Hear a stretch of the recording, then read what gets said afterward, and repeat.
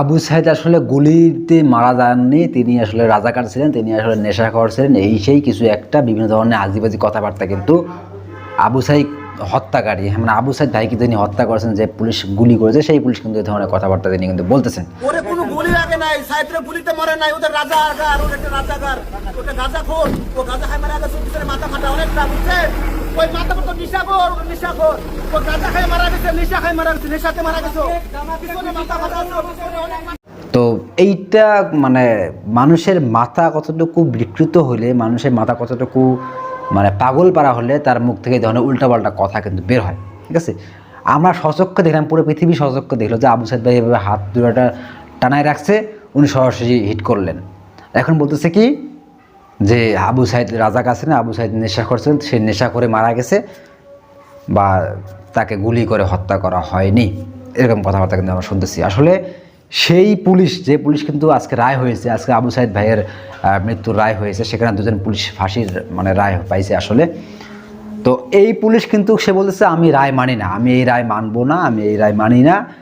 এই কথা বলার পর তার কিছুক্ষণ মধ্যে বলতেছে কি জয় বাংলা জয় বঙ্গবন্ধু। মানে এইটা যে আসলে কোন মেন্টালিটিতে চলাফেরা করে আসলে বুঝি না ব্যাপারটা। তো যেখানে তিনি আসলে এইভাবে কথাবার্তা বলতেছে, তাকে যখন প্রিজন ভ্যানে রাখা হইলো তখন তিনি সেখান থেকে এই ধরনের বক্তব্য দিচ্ছে যে আবু সাইদ নেশা করে, আবু সাইদ আসলে রাজাকার, ঠিক আছে?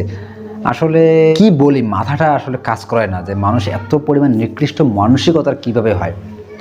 হ্যাঁ, কীভাবে তিনি এইভাবে মানসিক আসলে রোগী মতো আচরণ করে, আমি বুঝে আসে না আসলে। তো আবু সাইদ ভাইকে শহীদ করা হয়েছে। আবু সাইদ ভাই আমাদের জুলাইয়ের অন্যতম একজন প্রধান শহীদ, তিনি সর্বপ্রথম আসলে শহীদটা হয়েছেন, যার ভিত্তিতে কিন্তু পুরো বাংলাদেশ কিন্তু তোলবা সৃষ্টি হয়েছে এবং তাকে কিন্তু বর্তমানে এখনও অনেক মানুষ কিন্তু ভালোবাসে, ধারণ করে। হ্যাঁ, তিনি আসলে শহীদ খেতাবটা তিনি পাইছেন।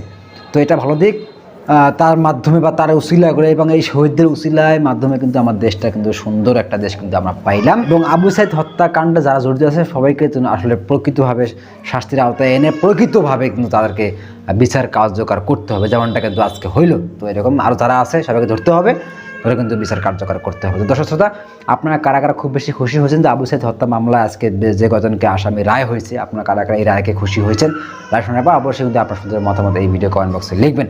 তো ঠিক আছে, আসেন ভিডিওটা আমরা এখানেই শেষ করছি। ভালো থাকবেন, আল্লাহ হাফিজ।